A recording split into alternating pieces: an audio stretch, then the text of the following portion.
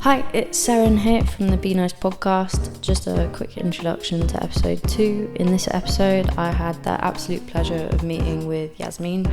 Yasmin is the founder of So, a non-profit organisation based in Leeds and Uganda. So, aka Sustainably Empowering Women, is an organisation whose goal is to help sustainable development in Africa, especially that of women.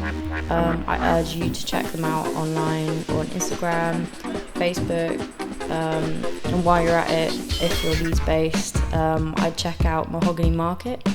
It's a Leeds local project in conjunction with So, which you'll learn more about in this podcast. I hope you enjoy her story. Stay kind, be nice, namaste.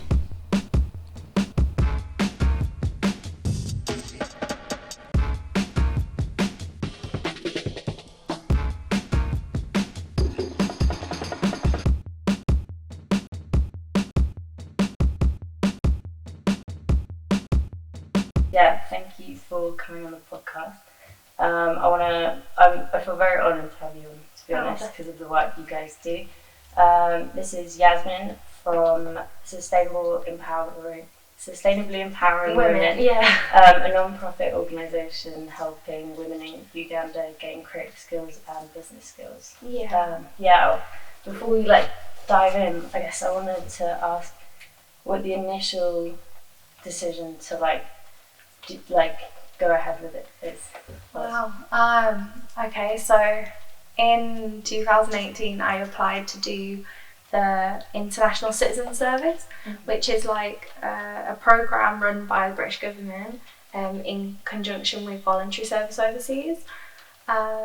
Basically I did loads of interviews. They told me, we're going to pair you up with, there'll be 10 volunteers from England, 10 volunteers from Uganda. You'll pair up by gender and you'll live in a home in whichever country. I didn't know which country I was going to. Yeah. I didn't know when I was going. I just give them kind of a time gap that I was free. And they said I wouldn't say and they said, we'll get in touch with you and let you know. And they told me, you're going to Uganda. Right, okay. And had you ever been to Africa before? So my dad's from North Africa. Oh, cool. Yeah, so my dad's from Morocco and we go there every year to stay with the family. Normally it used to be during Ramadan or summertime. So I'd not been anywhere else. My mum and dad had worked all over Africa, Caribbean, south of Europe, so they speak I don't know how many languages. And then my brother, his dad's from Gambia, so as a family I've been brought up with a Gambian stepdad, and had a lot of kind of African history, storytelling and music, as he was Gambian griot. Amazing. So very cultural, very. Yeah, like jelly beans, right? We unfortunately, as a child, I'd experienced quite a lot of domestic violence from that stepdad, and through my own personal experience at 16 with a Ugandan man, I'd had a lot of issues. So for me, going out to Uganda, it felt like everything was coming into full circle. When I went out there, I thought I was going on this government protected nice program. I was excited. I was really pumped for sustainability work. When I got there, oh my gosh, I had to fly out 4 days later than everyone else because I couldn't get the vaccinations. So I missed the training. I had to fly to Dubai and then to Uganda on my tour, and that was interesting. I arrived and everyone had already got their SIM cards, phones sorted, bank sorted, and I didn't. And they were just going to give me my cash in hand for the next 3 months for my lunches and stuff. So it was all a bit quite dangerous then, I guess. Just carrying loads of money. It was so disorganised. Instead of 10 volunteers from England, there were 7 volunteers, and 3 of them were from Norway, Finland and Spain. And I'd never met them before. And we all were just thrown into a minibus and sent 7 hours up country with this team leader. We got there and I was the only Christian of the group, and I think because everyone was predominantly Christian in the community, I clicked really well with my family. I loved them, they loved me, we got along so well. I didn't so much have that culture shock of like maybe drop toilets and eating beans and rice like everyone else, because I'd been used to that from in Morocco. And like cooking on charcoal, being with the kids, I just loved it. I think being vegan, it was so great for me. Whereas I was sharing a room with this amazing girl from Manchester. She's Jamaican, called Soraya. She was like, oh my gosh, there's no meat. And I think in the UK we have such a maybe warped vision of maybe what food's like sometimes. And you haven't got that immediate contact with where it comes from, which a lot of other countries haven't. And I just loved it. Like, we were farming, we'd sit and snapping peanuts open that we'd brought from the garden, and we'd be bashing peanuts into paste and all sorts. And it was just, for me, it's so wholesome. It was just how I'd love to live. So yeah, it was a blessing to be there. I was excited for the program, and then it ended up being really unsustainable. And the stuff that they wanted to do like sports days and stuff, it's like they know how to play football, you know? What can we actually do? We had a bit of a madness. There was fights of other people, not me, and people were on HIV medication. We had a hostage situation, and some people flew back to England. So we were kind of left at one point where we had no laptops or USBs because the leaders had gone back to the capital with the people that needed hospital or to go back home. I had no money on me because all the cash that I had on me, I had stolen by one of the other Ugandan volunteers like a while back, a couple of days back. I got to a point and I was like, okay, I'm on my own. We don't have Wi-Fi, smartphone's not working. The little phone I've got, the SIM card's not working. The money was stolen, and I'm like, there is no way I came here for this. So let me just crack on, let's use my initiative. And for every event that you wanted to do, you had to write a report of how many people you hoped to be there, what impact you hoped to make, that kind of thing. So I walked like an hour and a half from my host home to the town centre, and I found the office of the drivers, and I said, look, I have a plan, I want to do some events, will you drive me, and then whatever we need to do, I'll bill it to BSO. Because we did have a pool of funding, it's just about signing for what we needed. So I was like, okay. I got in touch with this environmental organisation, and I was like, look, we went into this community and asked what their issues are or whatever, that's what they wanted us to do. And I said, I didn't understand the point of it, however that same community, I want to go back to them with some new skills or new ways of making money. So I spoke with this environmental organisation, we decided what they had, and we decided to set up irrigation farming, charcoal, making from briquettes that have fallen apart, agroforestry, like regrowing the seeds of plants.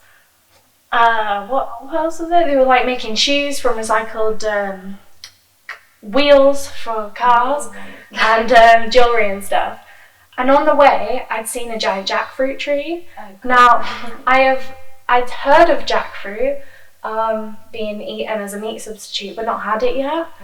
And I'd seen videos online of people cooking it.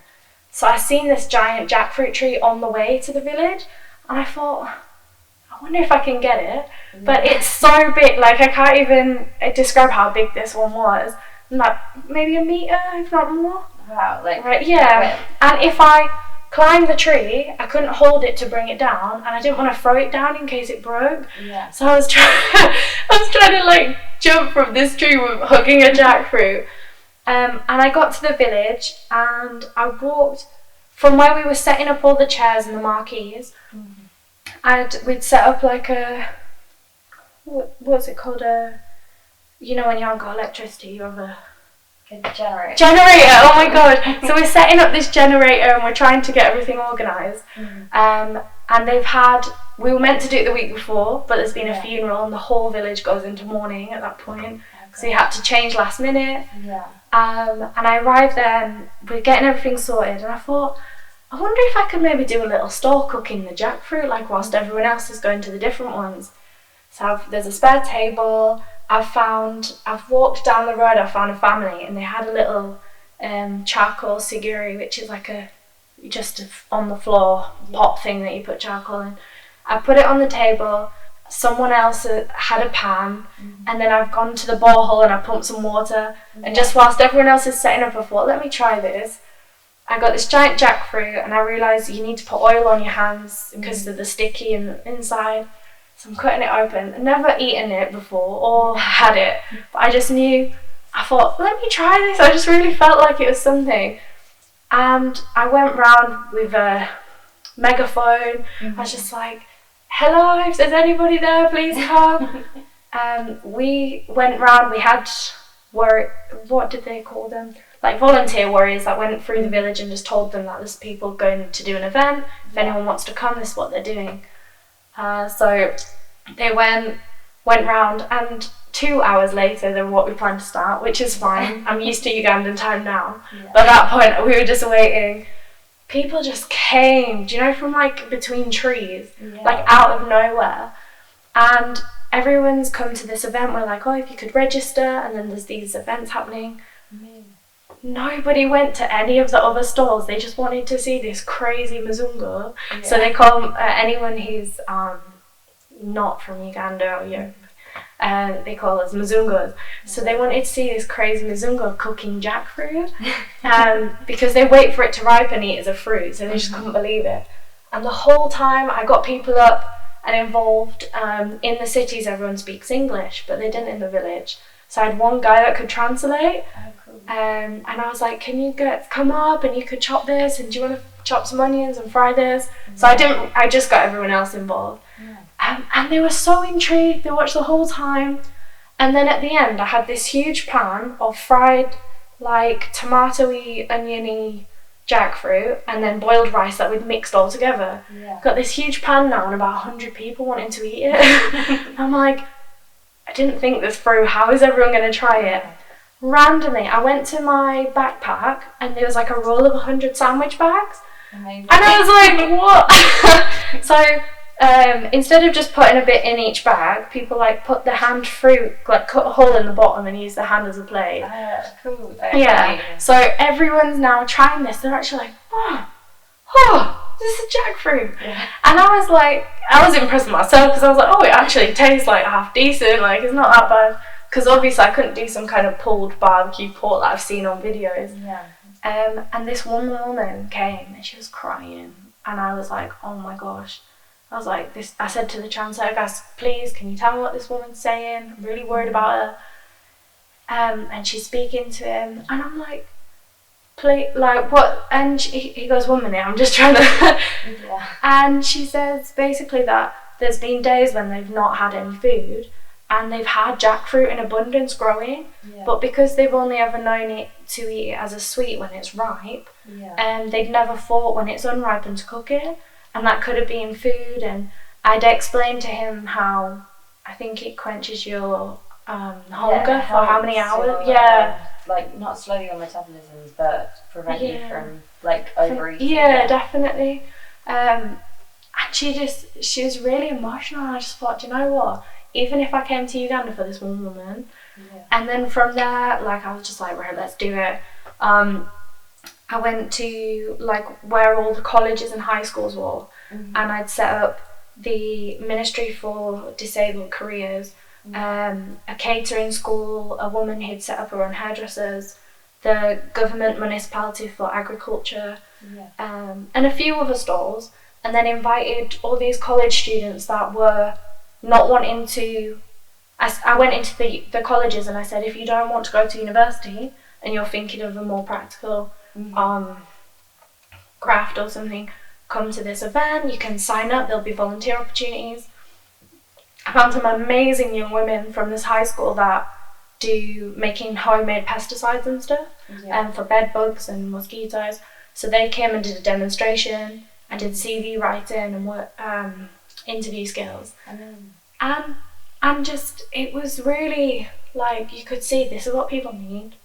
I think it's so important. There's such a big discouragement against, like, if you don't have a doctorate or a master's or BA, then you're not going to get like some academic job, or you 100%. can't make it in like council work even. Like that's it. And then at the same time, I wanted to create. There were so many people with degrees, and there were so many places that actually had jobs, but because nobody has smartphones, internet, there's no way of connecting. So instead, it just happens to be this person's son that gets the job, or this, because there's no communication or networking. So I went into the mayor's office.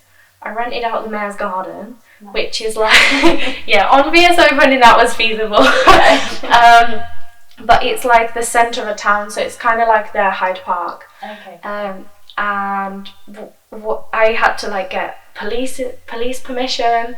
I went into a police office and I'd seen these men like on the floor, shirtless, shackled, and I remember being absolutely like, oh my gosh, I feel really uneasy about this. I need to get this permission for this thing. But so obviously at that time, I'm 19, I'm in a police station around all these people, massive guns, and I'm thinking, I can't really do anything right now, but I know that you want to. And it's just learning about how different cultures deal with things in different ways, and obviously to me that feels a bit inhumane to them. That's standard practice for prisoners. So I was like, right, okay. When there's that, like you said, lack of communication between like communities, stuff like that does become the norm, and it is harder for people to think about what should be happening and how to like help that community. Yeah, definitely. But having to like do all these different things for events opened my eyes to loads of different industries. And I just went with the drivers. I went around about 70 different offices for organisations over like 3 days.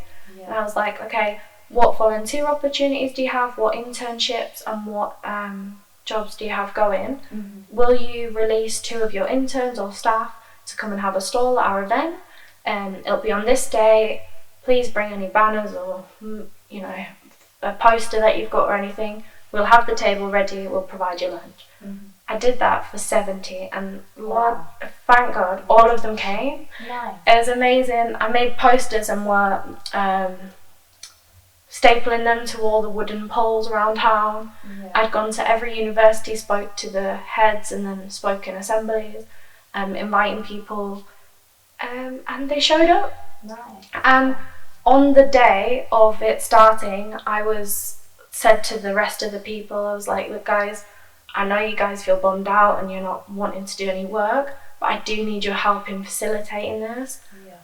And they all showed up in their VSO shirts, ready to do it. And then they were told they felt like they were owed a safari or something, which is a joke because you didn't go out there for that.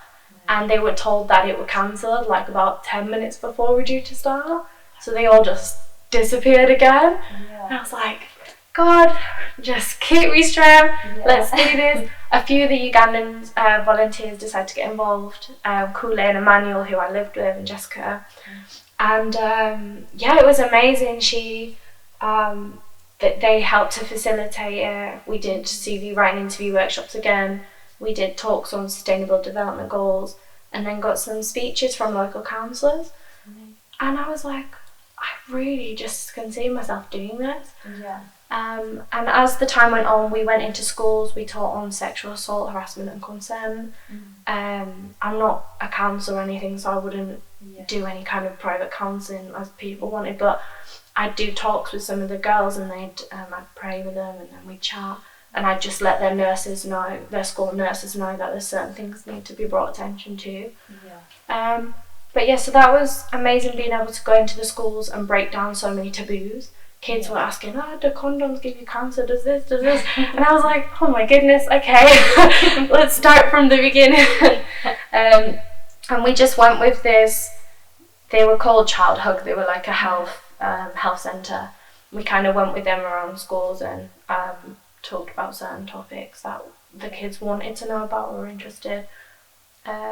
We did like a pop-up hospital on roadside doing like testing, and you could just see there's so much more you can do to help people in general. Like there's more, like say if you're a midwife in the UK, you couldn't just walk into a hospital and be like, can I volunteer my services because I want to gain experience and I'm a trained midwife.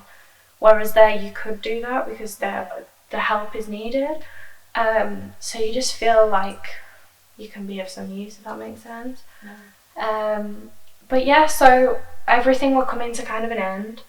And there was one of the Ugandan volunteers called Jessica, and we were all at the hotel just before we were about to fly back to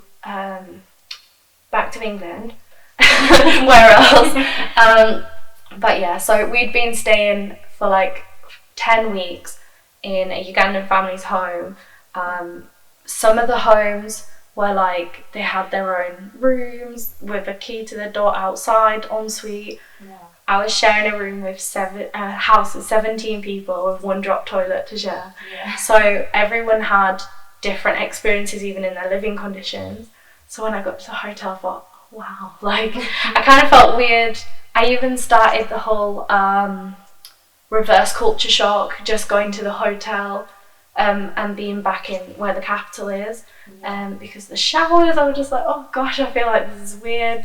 I'd had cold bucket showers and now I could have a hot shower. I felt like I should be really quick and I don't want to use too much, and there was option on the menu and I was kind of like, oh my gosh, there's too much variety here, so you can't even imagine when I came to the UK.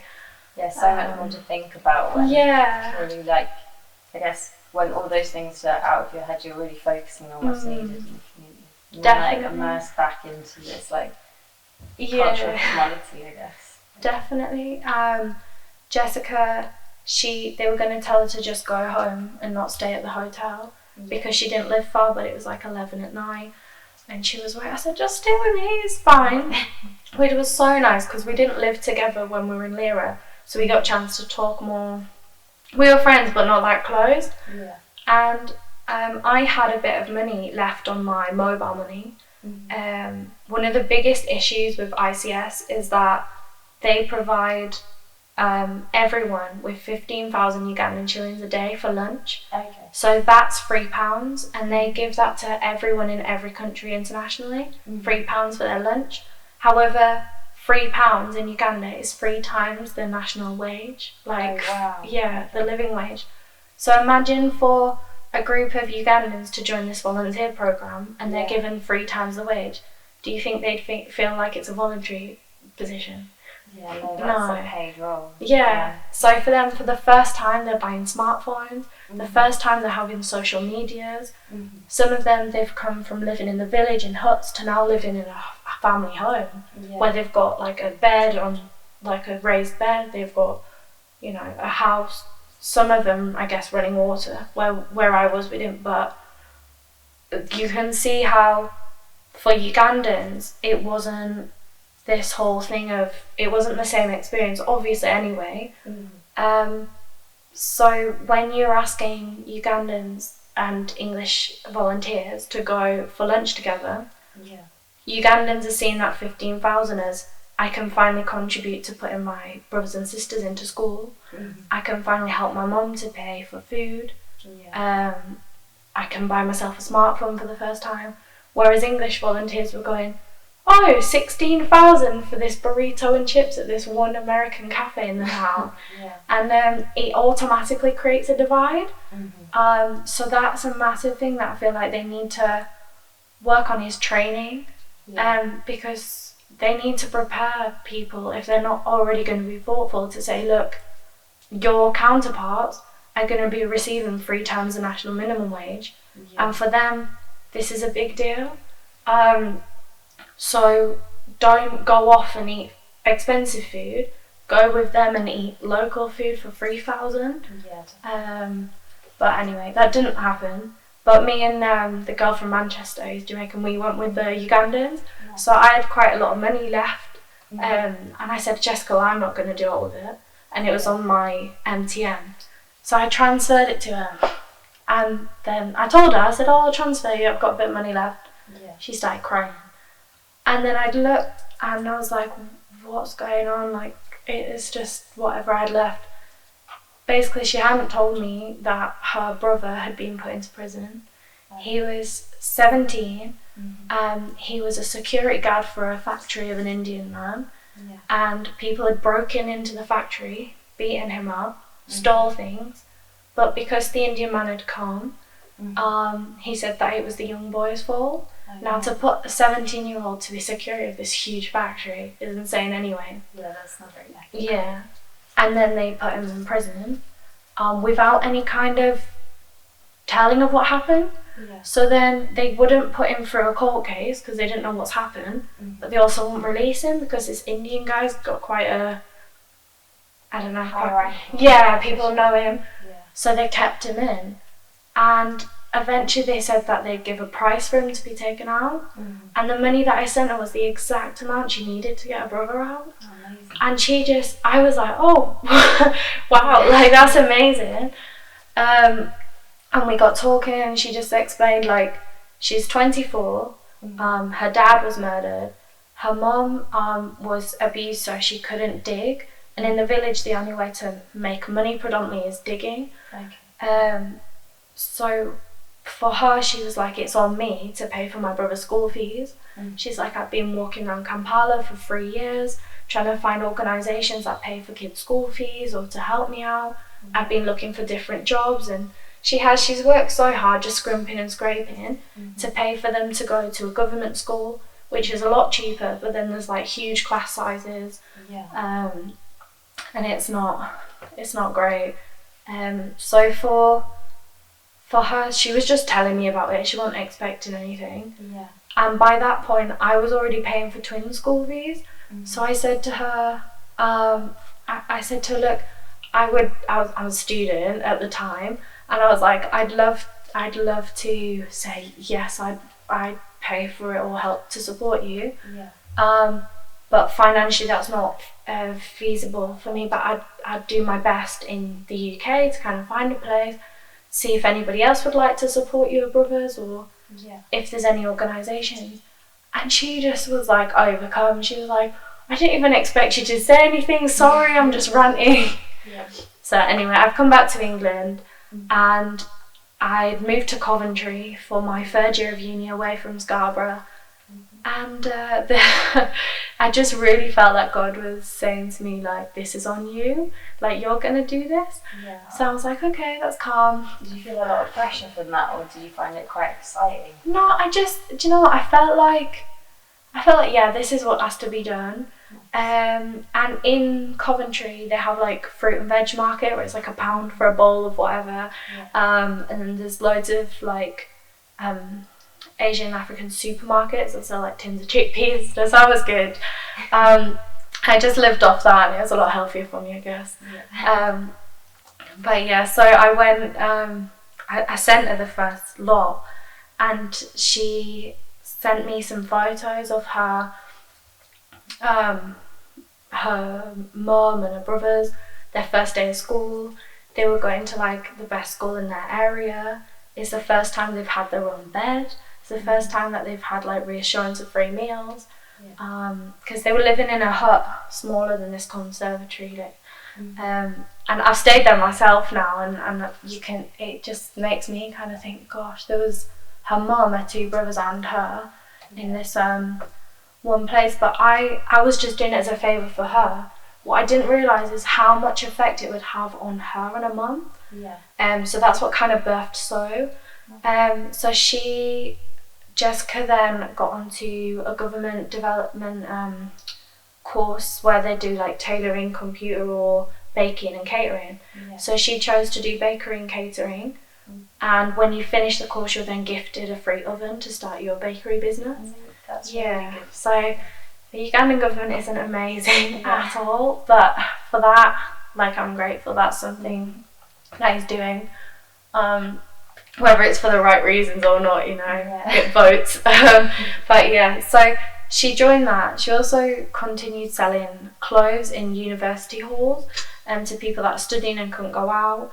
So she made a bit of money like that, bought herself a smartphone, was able to contact, was able to network more. Her brothers were in school. She didn't have that pressure on her. And her mom, the way that she's seen her mom change, like her mom's put on weight because she's not trying to decipher food for everyone. She's now, you can just see it, like even in her face, like she has so much more hope. She started learning English from listening to the radio, So yeah, she's just an amazing woman, really amazing woman. But the way that they have been empowered through that relief was a massive thing to me. And I thought to myself, my mum's a single mother, and right now she's dealing with a lot with my brother's mental health. I just thought, I wish that I could relieve her of some stress so that she can be boosted up again. And I thought, you know what, this is what we need. We need to find single mothers that are prepared to want to change their life around, and they just need short-term relief of the school fees and then empowerment into business. So yeah, that's how So happened.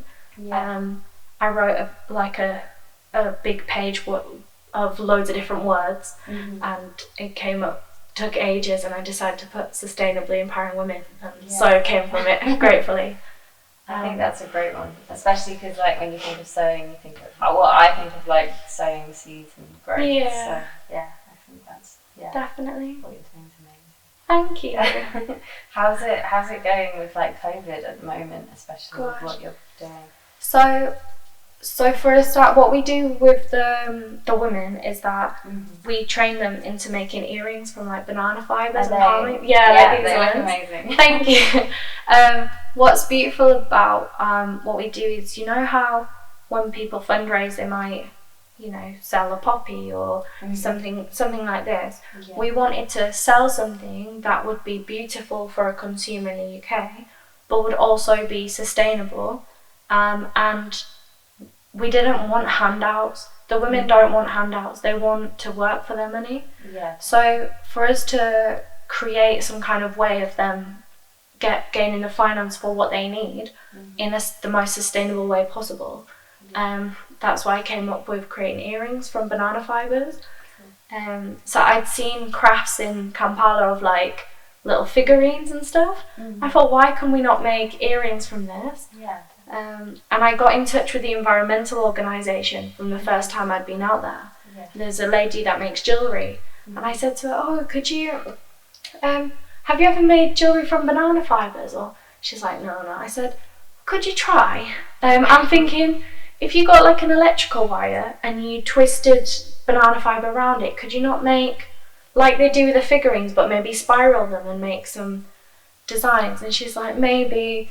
Over like a few months we did loads of different designs and stuff, and then they got a hang of it themselves. I was like, is there anything that we can use as beads that are not plastic or glass, that are natural? So they got loads of different little things, and then these beads, these are actually swamp plant seeds. Oh wow. So there's a plant in the swamps that is like at the moment it's overtaking the swamps, and it's destroying the kind of habitats. Is it like a native plant? So it's a native plant, but for some reason it seems to be like overgrowing, and the habitats for the wildlife is kind of destroying where they'd normally be, because it's spreading, and it's like the centre of the plant like spits out this seed. So it's like on a higher rate. We don't know why. That's a bit like, there's one here, Himalayan wholesome, that it has like an explosive mechanism, and then all the seeds go everywhere. No way. Like, you know, none of the animals eat the seeds, so it just takes over. That's amazing. Like, I'd love to know. No one out there kind of knows what they'd call it either. They have like the translation is just like a swamp plant seed. So. But naturally it has a hole in the middle, so it's like, I call it God's beads, like they're just amazing, and it puts finance into the man that lives near the swamps and collects them as well. So we've paid this man for what he does with collecting the seeds, and then I've gone around all the local houses who had banana trees, and I said, look, if I send loads of women around with knives, don't get scared. I was like, because it's we'd say bark, but like, you know how it peels? Banana trees, it like sheds just like a banana. And it sheds like every 2 weeks, there's new shedding. So every 2 weeks we'd go around with knives all around the neighbourhoods to the banana trees and cut off the fibres. And if they were too wet, we'd dry them out in the sun. If they were too dry, we'd damp them and get them to the right texture. And that's where we'd start doing the training. So yeah, we started with that. Then I'd found loads of dried palm leaves, and we decided, we could cut shapes from this and then file it and varnish it. And we trialled it, and they were really beautiful, really shiny.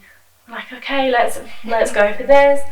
And then as we kept going, I used to love it when there was like power cuts, because I'd go running after the electrical vans. I'd be like, please, do you have any wires we can borrow? You know, like the giant telephone wires. They've got like loads of little wires inside them. So when they were replacing them, that was like gold. We were like, please, can we have it?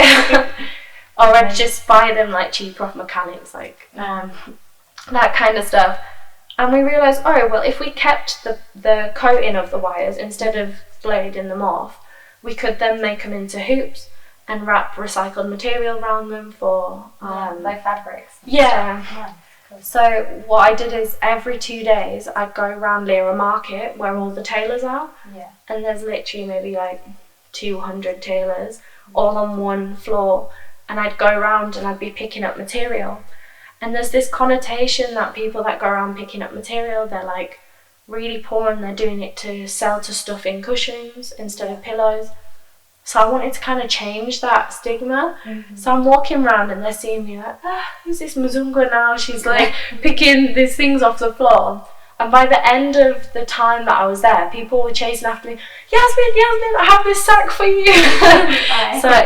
So it became the norm because they knew I was coming. They started saving it for me. And when we had the bigger pieces, that's what we'd make the scrunchies out of. And then the smaller pieces would be for earrings, or like the small bags that we put the earrings in. So each woman on the programme made 50 pairs of earrings, 50 small bags to put them in, and 50 scrunchies. And that would then provide them with financial management training, training in their new career path, then their business capital, and then 3 years relief of school fees. And as well as that, we provide them each with a sustainable sanitary pack. And then there's other different trainings that they can choose to go to if they'd like to. But during COVID, we had to, maybe the women that started their tailoring training, their hairdressing training, had to stop. The kids came home from school. And then with because I don't really know what social distancing and what the regulations in Canada are. They quite similar to I tell you, more people probably died of starvation during the lockdown than COVID. Because of businesses. So people work that day to make the food for them to eat that day. So when nobody was allowed to work anymore, it was like, okay, what do we do? People don't have banks. Most people don't have banks at all. They have mobile money transfer. People don't have savings. And if you're in the city, you don't have land. So a lot of people thought as soon as it was lockdown, everyone travelled to the village.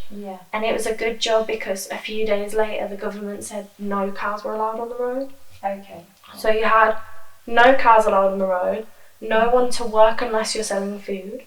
So some people started some food businesses, but when there's not much variety and everyone's selling the same, you've not really got a unique selling point kind of thing. So it's kind of, if maybe in your area they don't have a certain thing, but even for you to then transport whatever you want to sell from A to B was very difficult because they don't have car taxis, all their taxis are motorbikes. So you'd normally just sit on the back of someone's motorbike, but because that doesn't coerce with social distancing, you could maybe have something strapped to the back of a motorbike and sent, and just trust that it's going to where you want it to go. So the government made it illegal for any NGOs or organisations to hand out food. You had to give the food to the you had to give the food into the government, and then they would hand it out on your behalf. However, a lot of things went wrong there in regards to corruption and like animal logistics as well. Probably. And like animal grade of food was being handed to people. and the government were keeping the good quality one that was coming in from. So we managed to, my friend has an organisation called Organic Root, which is great. He created like solar dryers to preserve fruit, because when it's mango season and they're in abundance, they just all go rot on the floor without freezers or stuff. So he created that, and he'd been fundraising to provide like food packages, but now because it was illegal to hand them out, he was trying to work out how's he going to do that. But yeah, I managed to advocate with him for the fundraising, and then we got each of the women on our program with emergency stock. So normally I really wouldn't agree with food handouts. It's not sustainable, but in an emergency situation it is needed. So each of the women were provided with 500 millilitres of sanitizer at the start, that emergency food package, and then there was a rule that you weren't allowed out of your house without a mask on. So we had a tailor make mask for everyone. So it's nice because all the women are matching masks. So yeah, we've just had to kind of go with it. Jessica, we had her in a little flat in Lira in the town, and when it all happened, she stayed with my friend in the village, where she has a bigger house with a lot of land, so that Jess could have some peace and just pray. And there's a lot of land, and they give her a little piece of land that she could garden in, so she started growing beans and maize. So it was lovely. In regards for Jess, it was a peaceful time. And as much as it cut up things for us here, like we had a lot of exciting fundraising events, like a celebration of African culture and heritage with entertainment and food. As amazing as that would have been, at the same time, the fact that slowed down, also the fact that the kids weren't in school, meant that we went to, it wasn't like it was happening in England and not in Uganda, because it was happening in both places. It kind of balanced out in regards to fundraising. But yeah, so COVID has been crazy for me. Trying to, because I had like 2 part-time jobs at the same time as running So. That's mad. Yeah. The busiest person. No, it has been. I've been working for Hakuk, which is disabled charity, and I've been doing Rajasthani themed arts and crafts for disabled adults, like over online, and doing meetings with Leeds City Council about that kind of stuff. But I've left that now so that I can focus on So more so, and then I care for a blind lady with a guide dog, so that's always fun. So yeah, it's just always a roller coaster. But yeah, what's really exciting now is that I started this on mats under a tree. The women had come, we'd look after their kids whilst they're doing the work, like making the earrings and stuff. We'd be cooking for them and running around getting material, and it's all a bit crackers. So much fun though, but really hectic. And I'm not I don't have money, right? But there's like a community centre that we used to go to, and we'd use Wi-Fi there, and it's such a blessing to the community. It's the only place to use free Wi-Fi in Lira. Anywhere else is like hotels, and obviously it's a bit awkward for you to sit there and not buy anything, especially if you're there longer than an hour or something. So it's a massive help, was this place called WeO10 for the community. And we were waiting, as the lockdown came over, Jess went back to Lira, and we were waiting for it to open so she could use it for internet, instead of like standing outside a hotel or, trying here and there and paying for MBs. So when it opened, my friend told me, I'm sat in WeO10, and I was like, no way, that's great, I'll tell Jess she can go there and use the internet. And then he said, but by the way, they're shutting down on July the 31st. And I was like, no, like this place is needed. He's like, yeah, I don't know where me and my friends are going to study now, especially with lockdown. We're supposed to study from home, but obviously no one, like internet in house is just in a thing yet. And he was like, I don't know what we're going to do, but like, I won't be able to continue studies really because I can't do this. And I was like, no, surely, like, why are they leaving? I wanted to speak to someone from year 10, see what's going on. And the guy said, oh, well, it's been a mixture of what had happened before COVID, finances, and now. And I was like, well, how much is it to rent the place? It was 600,000 Ugandan shillings, which, how much is that? It's not a lot. It's about 150 quid, 140 quid. Yeah. Oh, yeah. This is for like an 8-bedroomed community centre, kitchen, bathroom. It's got offices, an outdoor huge grass thatch place. So beautiful. And I'm like, wow. And we've used it for our place to run the financial management training. It's where we give the women their mattresses and school uniform stuff for their kids. So we've used it a lot. And the guy said, oh no, we're leaving. And there's like a restaurant interested. I was like, oh, God forbid. Do you imagine a restaurant buys this? And then I said, do you think, I don't know why it came to me, I just thought, do you think the guy would ever sell the place? You know, the owner of it. And he was like, oh no, we've been trying for years and he won't sell it, and da-da-da. I was like, have faith. I was like, and I prayed about it, and I genuinely felt like God was saying, you already own it. And I'm thinking, okay, well, I don't have anything, so I don't know I don't know how I own it, but I'd had a lot of like strange things, not strange but to me, but like it'd be strange to anyone if like a girl had prayed with me and she'd spoke a lot of stuff that of my life and prophesied a lot that is happening. So amazing. And I thought to myself, okay, I'll psych myself up, I'm going to speak to this man who owns the place. Because obviously when I got there we needed to rent somewhere for staff accommodation anyway. And it would have probably been about £80 to £100 a month. So that extra, as well as having a place to train the women from, and that would be amazing. And I rang the guy and I spoke to him, and he's like, oh well, I was actually going to sell it anyway. But he said, but I'm in hospital now, and I want to wait till January, and I want to meet you first and get to know you. And I'm like, well, the thing is, like, the program was starting in October for the second cycle. But at the same time, my mum had decided, like, she's going to move out to Uganda, like, out of nowhere, right? So mum's lived all over Africa and worked everywhere. And my brother's been out of school for about a year and a half now. There's been a lot of injustice, and it's very clear that it's to do with his race as well. So it'd be amazing for him to have black male Christian role models around him, because he's not been brought up with a father figure anymore, and it just all seemed to fit into place. And my mum decided that her life savings, which isn't a crazy amount, but it would have been at least something to go towards a mortgage for a house or something, she has given it to Sew to put down the first payment to the building. Amazing.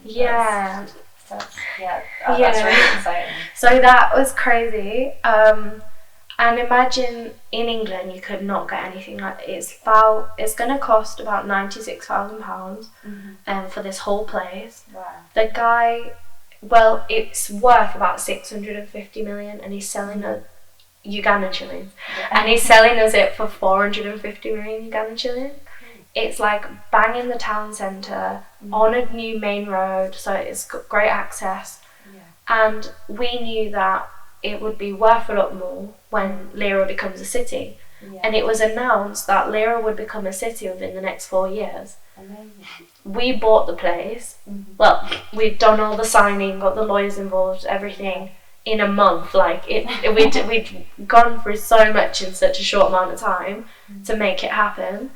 And the basically 2 days after we bought the place, Lira was announced that it became a city. So imagine if we hadn't have done it, like we didn't know that was going to happen. If we hadn't have done it, there's no way they would have sold us it for that amount. So it's just such a blessing. And the guy said we can pay it over 4 years with no interest or anything. We can just split it into 4. and pay it over 4 years. So I have a lot of fundraising to do. Yeah. So yeah, maybe to quickly plug, is there any way that anyone who's listening, if they wanted to get involved in helping with fundraising, what you do, could so we sell the amazing earrings that the women make of banana fibres, palm leaves. We sell material earrings. We also have an amazing Ghanaian trustee that she makes some earrings and scrunchies for us that we're selling. We have a gin page where we're the first people like outside of London to sell Ugandan gin. It's like the only type in the world to have this mix of botanicals. So a lot of gin collectors are excited about it. So if you like a good gin, you want a change or a nice Christmas present, there you go.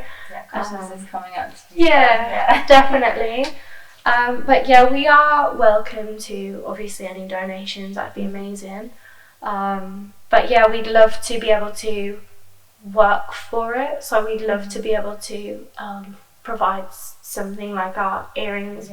If there's any businesses that maybe wanted an order of banana fibre placemats for a restaurant or for a cafe, or I have an amazing organisation called Aphrodite. They've ordered 25 like aprons for their painting classes.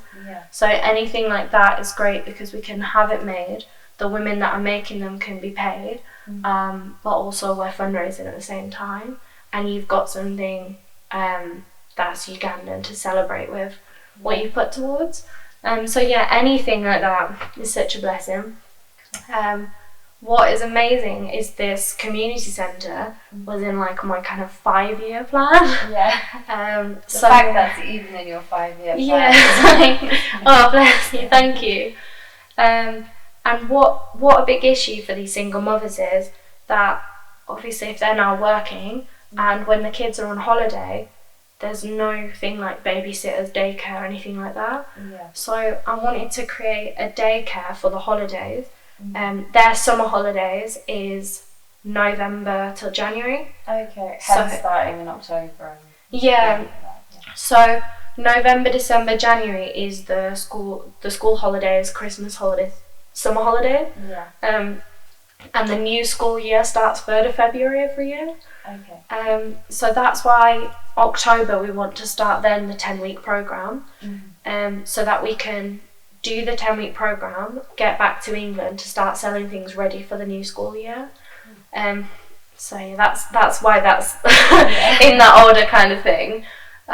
What I wanted to do is create a daycare just for them 3 months of the year when the kids are off, that's specifically designed around celebrating African history and culture. We want these children. I am so tired of seeing little black girls walking around with a white dolly because they don't have anything representative. We want them to see themselves as beautiful. We want them to see themselves as the hero. And it's so amazing what Chadwick's done with Black Panther. So we have this most amazing artist that's going to do a huge like Black Panther mural in the room.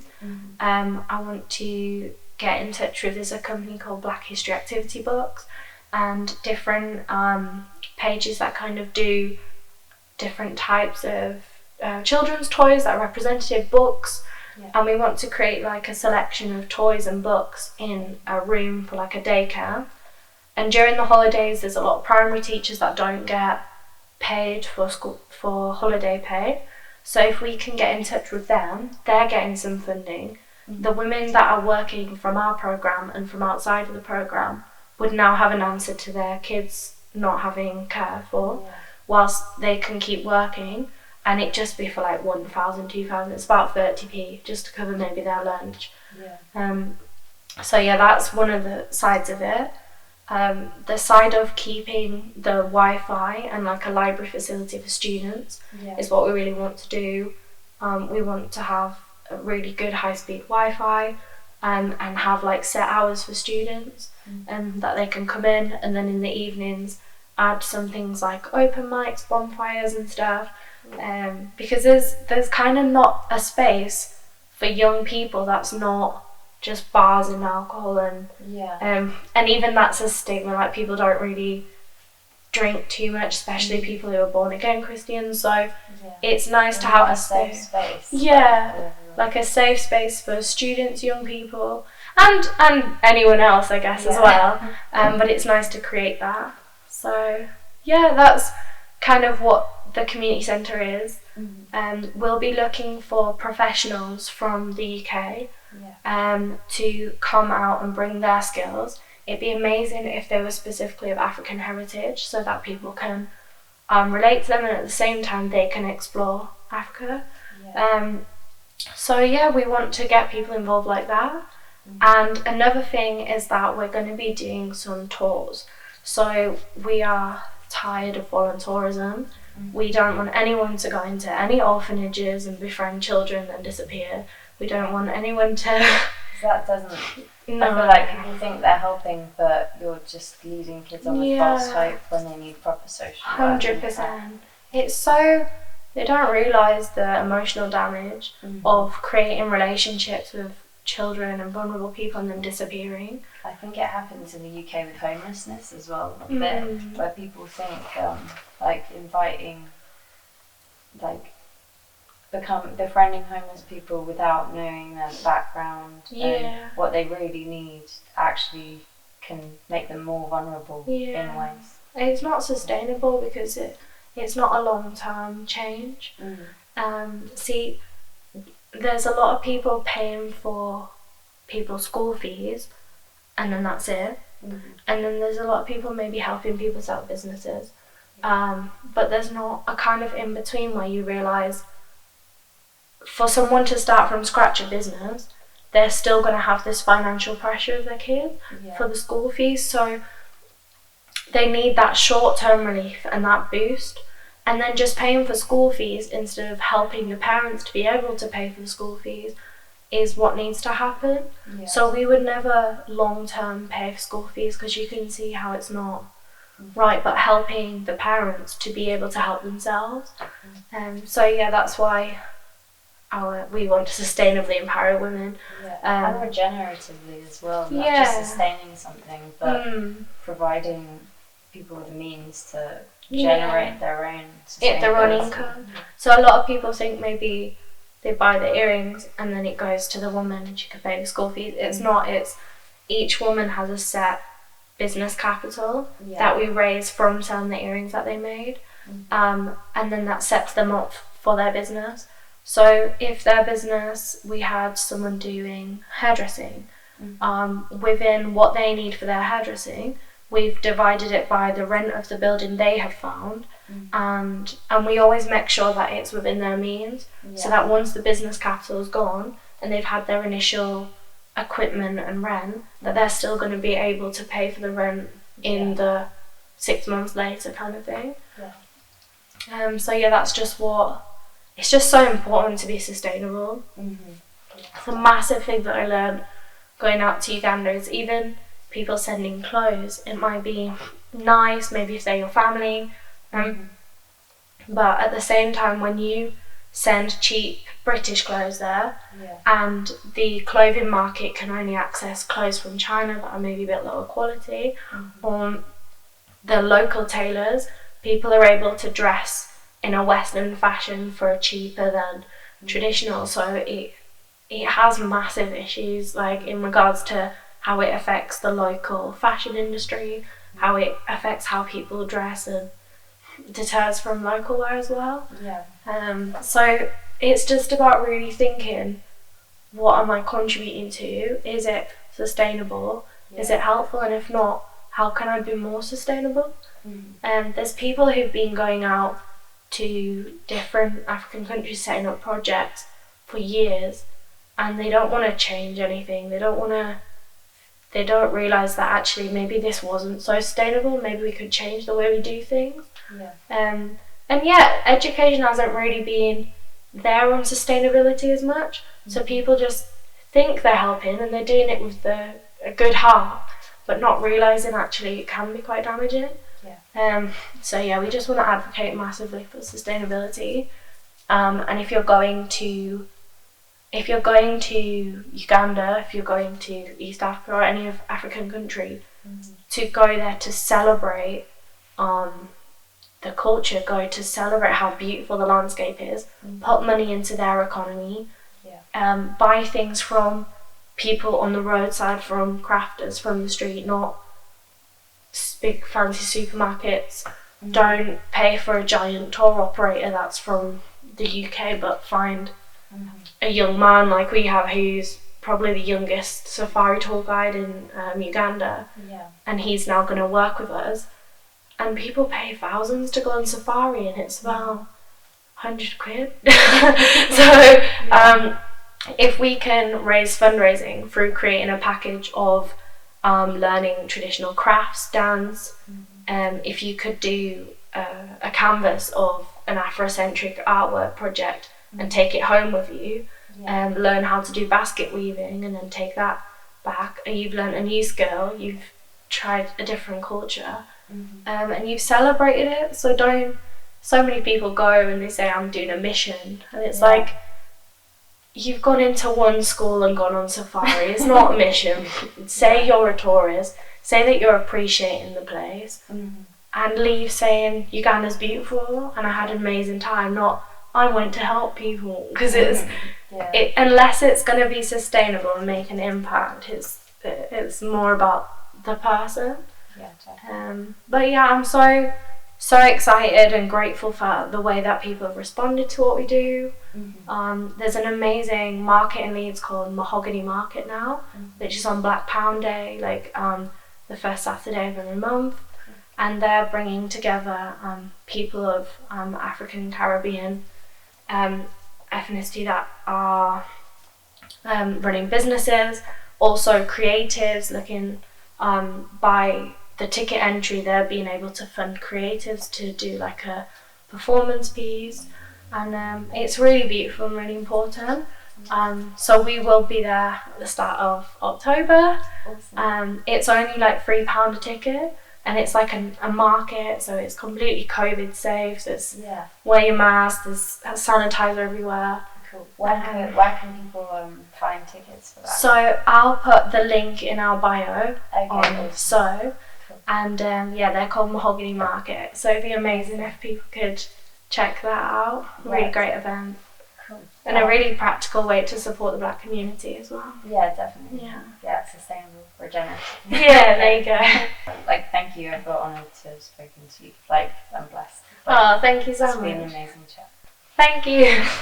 That was episode 2 of the Be Nice podcast. Thanks again for listening, and thanks to Yasmin for joining us. It was an honour to chat and learn more about her. If you listened to last week's episode, I want to say a big thanks. Got a really positive response from the people who did get in touch, who listened to it. Share it with your friends. Hopefully you'll enjoy next week's episode as much as I enjoyed recording this one. Namaste.